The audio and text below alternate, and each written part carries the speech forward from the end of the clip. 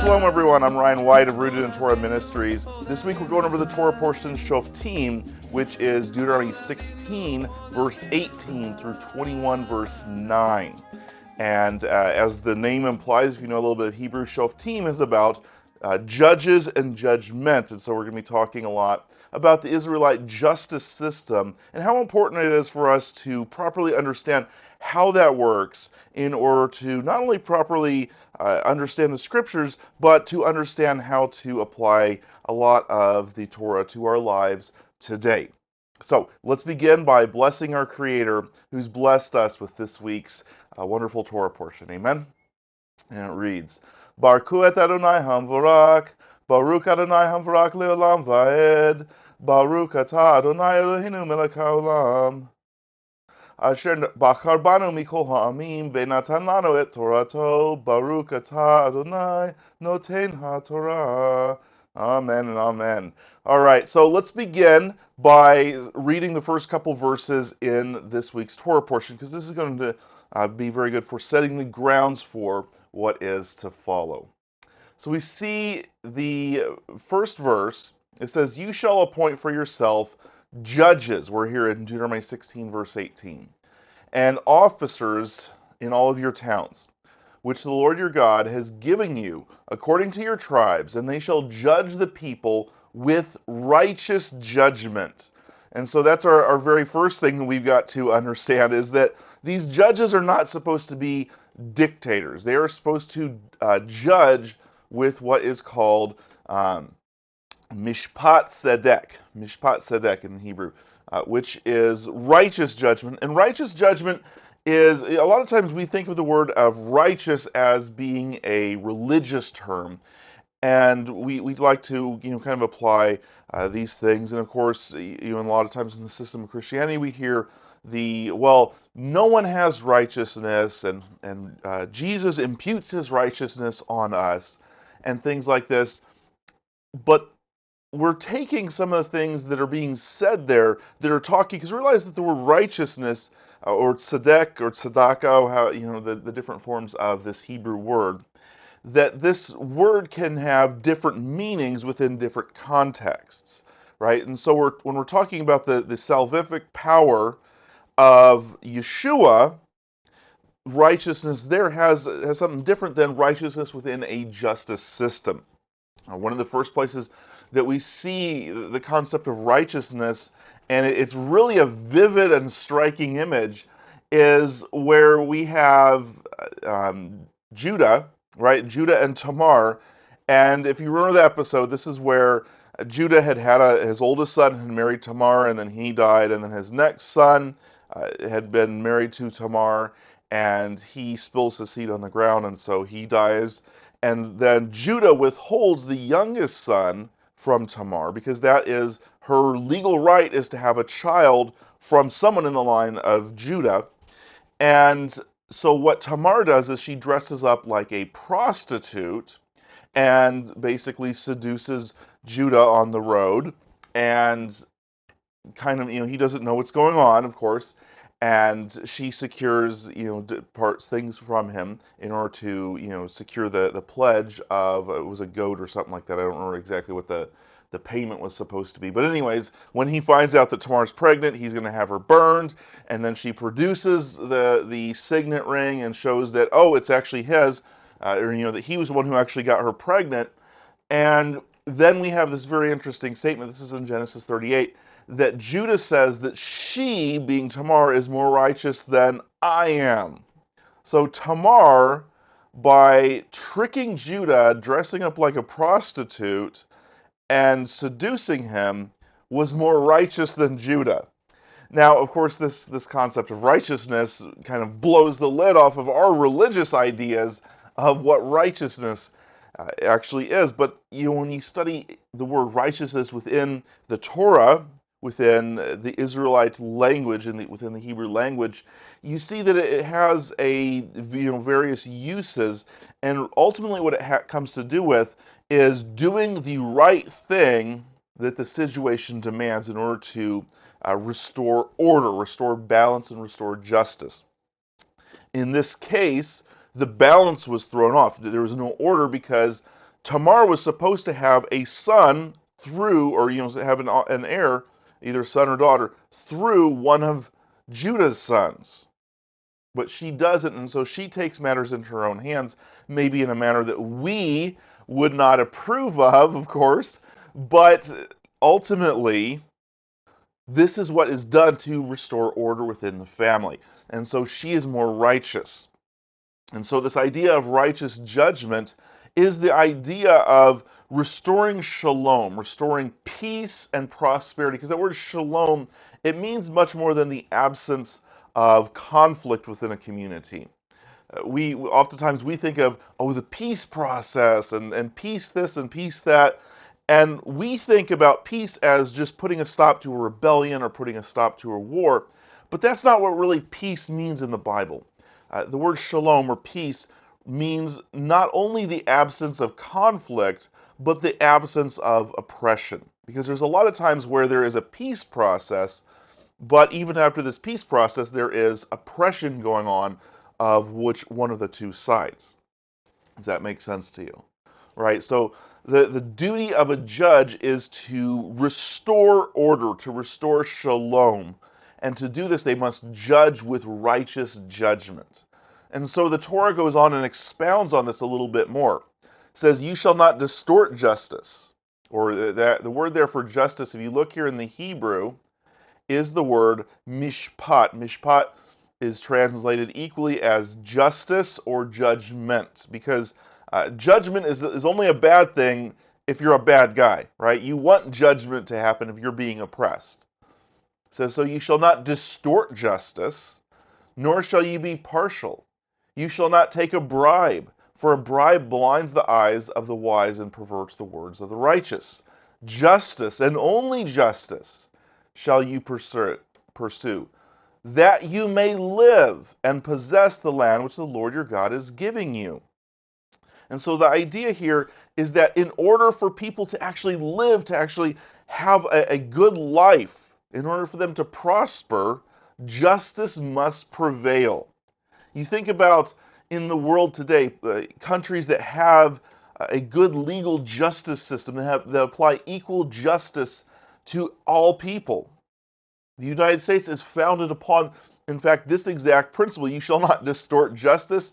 You shall not be partial. You shall not take bribes. The idea was that our country's legal system was supposed to not turn a blind eye to anybody regardless of whether they're poor or whether they are rich. Now, unfortunately, of course, in today's United States, we're seeing a major distortion going on where the wealthy elite, the powerful, they are able to get away with certain crimes, certain things, having email servers as a, someone who's keeping classified documents on an unsecured server, as being a member of the United States military. I was in the nuclear power field. Okay, I had a secret clearance. I know that I couldn't have just taken documents on my thumb drive off the ship and put them on my homebrew server, right? If I would have done that, I would have ended up in prison, right? And this isn't just to blame one specific person. There's plenty of people within these higher up elites, the people in government, the people with money, who are able to get away with a certain amount of things because of their prestige, right? But even with that, if someone, if Donald Trump went out today and shot someone point blank for no reason, he would be held accountable. So we do still have that, the equal application of justice, but it's beginning to get distorted with some of the crimes that seem to be less obvious crimes, right? And of course, on the opposite end, we've got people who are, coming into the country illegally and committing crimes, and oftentimes because they have this illegal status, because they are looked as people who need to be protected by certain groups of the political parties in the United States. Sometimes they get away with crimes. They get released because they don't have the proper legal status, and so the jails don't want to hold them, even though they committed the same crime that someone else who's serving a full sentence. does. And so we are having that distortion of the justice system, and that is causing problems in the United States. And my point here is not to get into modern American politics. I'm just showing you that this concept that is founded in the Torah for equal justice is something that is necessary for life to continue on in the proper manner within any country. Now it's interesting because I want to next look at the next verse here. It says, "You shall," so right after demanding equal justice and only justice, it says that you shall not plant for yourself an Asherah of any kind of tree beside the altar of the Lord your God, which you shall make for yourself. You shall not set up for yourself a sacred pillar which the Lord your God hates. So the question there is why? Why is it that we're talking about justice? And if we go down to the next verse, it goes on to talk about justice. Why is it that it all of a sudden breaks up this discussion of justice with the assertion about not planting an Asherah tree next to the altar? Well, this is a very good conversation, because idolatry is not just about, the problem with it is not just about worshiping some other God. Now that in itself is a huge problem, don't get me wrong, okay? But the problem with idolatry, with these other gods, is that other gods have other justice systems. They have different ways of doing things. And so, when you look at, the way that the Romans did things, for the Romans, or we could go back to the ancient Near Eastern world, nations around us, in the Code of Hammurabi, we see in the Code of Hammurabi, their justice system is not about equal justice for all people under the law, which the Torah is very clear. You shall have one justice system, both for the native born and for the stranger. You don't distort justice regardless of who the person is. In Babylon, in Egypt, justice was dispensed based upon who you were, based upon your social class. And so, for example, if you were to hurt someone, let's say that I'm a poor person, I'm a lower class citizen, and you're an upper class citizen. If I were to go and strike you on the cheek, if I were to punch you and knock out your tooth, you could have my hand cut off possibly. You could have me possibly put to death because you're an upper class person and I'm a lower class person. Now flip the situation around.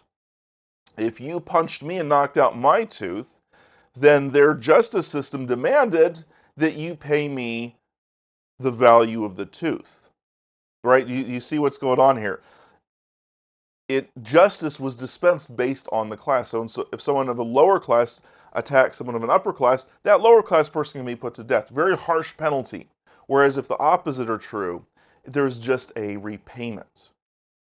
And this is why we see, the demands in the Torah: one justice system, one law, one mishpat, both for the native and for the stranger. We also see the requirements of an eye for an eye and a tooth for a tooth. And oftentimes, we've been taught that this means, if you knock out my tooth, even if I want to forgive you, in order to keep the Torah, I've got to go and knock out your tooth. That's not the way that the Israelite justice system works. This is setting a maximum penalty. When we look at how it's applied throughout the Scripture, and when we understand the ancient Near Eastern law codes, this is what they would have understood that as, that is the maximum that you can demand. This is why Yeshua specifically calls this out. He says, you've heard it said, an eye for an eye or a tooth for a tooth, but I tell you, turn the other cheek, right? Repay kindness for evil and things like that. He's saying you don't have to demand the maximum penalty, because he understood the principle that's going on here. And what this eye for an eye and tooth for a tooth, this is a demand for equal justice. This means that if I, as a lower class citizen, if I knocked out your tooth as an upper class citizen, the most that you can demand is that my tooth get knocked out. You couldn't demand that my hand be chopped off or that I be put to death. And so it places a limitation on that. Now, that doesn't mean that I have to demand that your tooth be knocked out. Maybe I was a translator, working as a translator, and now because my tooth got knocked out and my mouth is sore, now I'm out of work for 3 months. I could demand that you give me 3 months compensation for labor, right? Because that is what the true damage that you caused was this. And so it creates that limit. But again, you don't have to demand that because that's all within the bounds of the justice system. Whereas in other nations, they worshipped other gods, and so they had a different justice system. We see this sort of thing going on, for example, in the world today with North Korea. You think about how North Korea handles things. If you speak out against, even something light, if you say something negative against Kim Jong-un, what's he going to do? Not only are you going to end up in a labor camp, but your family, not only your immediate family, but your extended family, your cousins, your nephews, everyone, they take the whole family and throw them into what is essentially like a concentration camp. I mean, it's bordering on the level where the Nazis were with other people is what's going on in North Korea today. In the very world that we live in today is what's going on. The same thing as what was going on in these concentration camps. We have reports of this that are just absolutely saddening. If you've ever listened to some of the people who've escaped, it's absolutely brutal. This is what the worship of other gods led to, though, was this sort of brutality. If you've never studied North Korean politics, you should check it out, because you'll notice very quickly Kim Jong-un is considered a god to his people, very much like Caesar was a god to his people, like the Babylonians, Nebuchadnezzar was a god to his people, Pharaoh was a god to his people. And so the worship of other gods not only was an oath violation to the Lord, not only was this treason against the God of Israel because you're going for someone else, but you're also going for someone else's justice system. See, the God of Israel says, my justice system is set this way, and these other nations, it would be set another way. And so again, it becomes extremely important for us to study and understand the legal system. This is where I want to turn now to Deuteronomy chapter 17, verse 6, because this becomes a very important understanding of how justice is actually applied. A lot of times today we have people who are trying to make fun of the Bible, and they go on and they make these claims. Well, if you follow the whole Bible, if you follow the Torah, why aren't you stoning your neighbor when he does this, that, or the other? It's actually a very simple answer, because the Torah is a justice system which requires judges, which requires courts, and as we're going to see here, let's turn to Deuteronomy 17, verse 6. Look what it says here. On the evidence of 2 witnesses or 3 witnesses, he who is to die shall be put to death. He shall not be put to death on the evidence of 1 witness. So right there we see we need more than 1 witness. You need at least 2 witnesses. On the hand of the witnesses shall be the first against him to be put to death, and afterwards the hand of all the people. So you shall purge evil from your midst. But if the case is too difficult for you to decide, whether it be one of homicide or another, or one kind of lawsuit or another, so any sort of lawsuit that you can't solve within the courts, then you shall go to the place where the Lord your God chooses, and you shall come to the Levitical priest or the judge who is in office in those days, and you shall inquire of them, and they shall declare the verdict in the case. You shall do according to the terms of the verdict that they declare to you from the place which the Lord chooses, and you shall be careful to observe all that they teach you. Now, what does this sound like to you? This sounds exactly like, or very, maybe not exactly like, but this sounds very similar to the United States justice system, our court system. If the case is too difficult for the lower court to decide, what do? You pass it up to a higher court, all the way up to the Supreme Court. You see, the United States, that our legal system, in large part, is based upon the Torah. When you study who the founding fathers were, the whole concept there, a lot of them were either very religious people themselves, or they were at least influenced. They had studied the Bible, and they had studied, including the Torah, and they had understood the principles that are being applied here, and then they take those principles and they build them into the system within the United States. And I'm sure that there's probably a lot of other countries that also have similar legal systems. You see the influence of Scripture throughout the entire world today. It's really amazing. So when we understand this, we can better grasp how these laws were enforced. This is why if I witness my neighbor committing adultery or stealing or something like this, I don't have the legal right to go out and stone the guy. If I find someone who's a homosexual, who's practicing homosexual, I don't have the legal right to go out and stone the person. That's not what the Torah is telling you. It's not telling you go and use mob justice to slaughter people who aren't operating according to the Bible.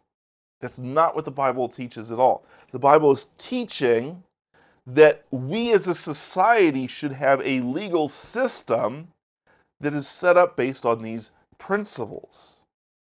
Now, of course, like I said, our legal system is modeled on this, but of course, we do fall short in a lot of areas, and there's a lot of abuse in these areas. And one of the really key things that I've found in the application of law is in Deuteronomy chapter 19. So I want to go there and let's read that really quick here. Deuteronomy 19, starting in verse 6. Okay? Am I on the right place here? Let's pull this up. Nope, not Deuteronomy 19, verse 6. Okay. I'll have to find this here.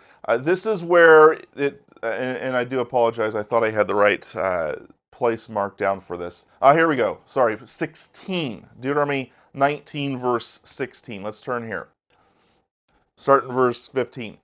A single witness shall not rise up against a man on the account of any iniquity or sin which he has committed. On the evidence of 2 or 3 witnesses shall a matter be confirmed. So again, not a single witness. Verse 16. If a malicious witness rises up against a man to accuse him of wrongdoing, then both the men who have the dispute shall stand before the Lord, and the priests and the judges who will be in offices in those days. And the judges shall investigate thoroughly. And if the witness is a false witness, and he has accused his brother falsely, then you shall do to him just as he intended to do to his brother. Thus you shall purge evil from among you. And so the Israelite justice system has this clause that honestly would really be beneficial for us in the world today. And that is, if you falsely accuse someone, and it's proven that you made a false accusation, then that punishment that you had intended for that person is going to fall back on you. Now, we have a little bit of that generally within our civil courts here in the United States, where someone can sue someone else for slander or something like that, false accusations, and they can reap a monetary reward. But it doesn't stop someone who came forward and brought this person raped me. Right? We've had actually a lot of these cases go on where someone accused someone else of raping them, or someone of what was the recent ones? There was a lot of recent ones where there were some Muslim girls who accused people of some sort of a racial Islamophobic attack on them, and when it was investigated, it turned out that they were the ones who did that. And, of course, there is some legal ramifications in the United States today, but it's not going to be to the same level as if someone would have done the same thing. To my knowledge, at least. If I'm wrong, please let me know, and we'll work on correcting that. I do, it would be nice, but I do know I've never heard of any cases where someone's put to death for falsely accusing someone of first-degree murder, right? This is a thing that within the Israelite court system was a real thing. If you accuse someone of murder, according to this commandment here, you yourself could be put to death for falsely accusing someone of murder. And so that right there builds in a great legal protection against the innocent. If someone falsely accuses them, you couldn't just run around falsely, let's say you and your wife got a divorce.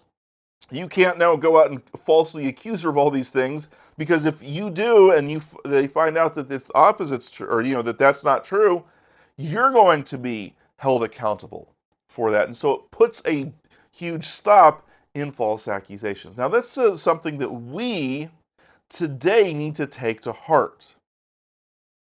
We need to take this to heart, because within systems of religion, there's always accusations against others. We've got Protestants accusing the Catholics of things, and probably vice versa. We've got Christians accusing Jews, and Jews accusing Christians, and everything in between. Everyone, the Baptists accuse the Pentecostals, and this, that, and the other. If you're going to make an accusation, you better have done all of the research on yourself and have the evidence beyond a reasonable doubt. You better have secured the evidence, because otherwise, if you are leveling an accusation against someone that they're being pagan, that they are being idolatrous, even that they're breaking the Torah. A lot of times I hear, Christianity rejects the Torah. Well, I'd beg to differ. Maybe some of them may say that, but if you study Christian scholarship, they don't actually reject the Torah. That's just a example. That's not to say not all of them. There are a lot of them who probably do, but let's not make a blanket accusation statement. Does that make sense to you? Let's make sure that if we ever make an accusation against someone else, that we know for certain that we have witnesses, that we have evidence, rather than making accusations like that. Amen? All right, I hope that you enjoyed this. I hope that you got a little bit of a better grasp of the legal system in Israel. Let's finish up by blessing our Creator, who's blessed us with this week's Torah portion. Baruch atah Adonai Eloheinu melech haolam, asher natan lanu Torat emet v'chaye olam nata betochenu. Baruch atah Adonai noten ha-Torah. Amen and amen. I pray that you got a blessing this week. I pray that Yah blesses you and keeps you. And until next time, shalom everyone.